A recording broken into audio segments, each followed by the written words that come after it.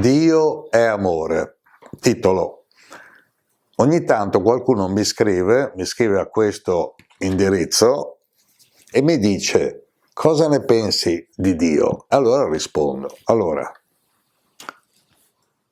la parola Dio è limitante, perché se Dio è infinito, onnipotente, onnipresente, onnisciente, una parola lo limita. Però per chiarirci, io penso, sento, dico che Dio è amore.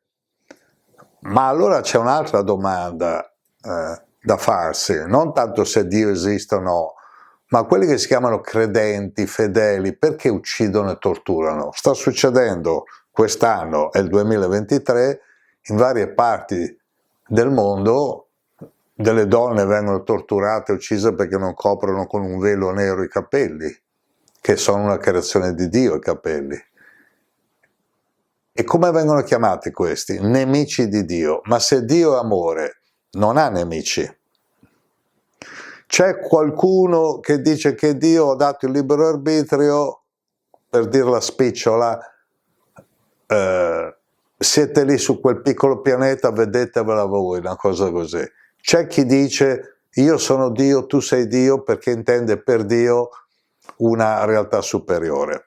Ma io dico, se Dio è amore, ama, io amo, io mi amo, mi lascio amare.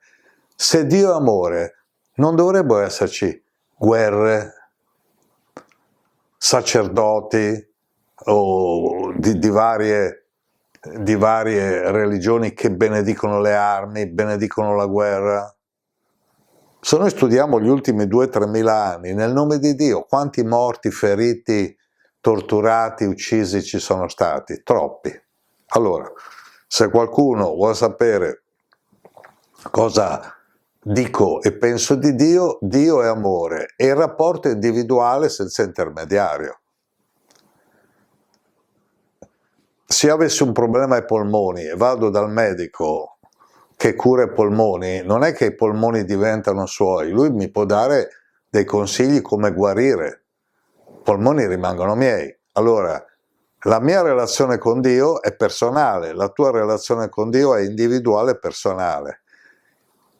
I problemi, secondo la mia interpretazione personale, sono stati creati dagli intermediari, quelli che parlano a nome di Dio, quelli che scrivono a nome di Dio, quelli che dicono Dio vuole così, Dio non vuole così.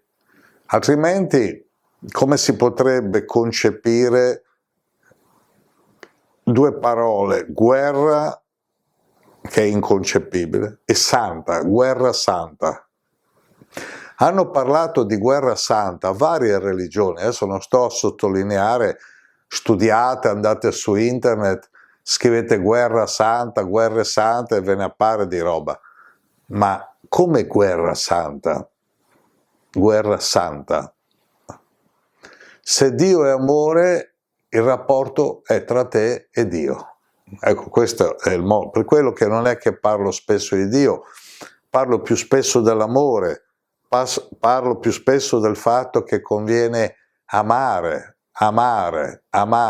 capire che è la più grande terapeutica, meravigliosa, straordinaria, miracolosa emozione che possiamo vivere in questo corpo e anche fuori è amore.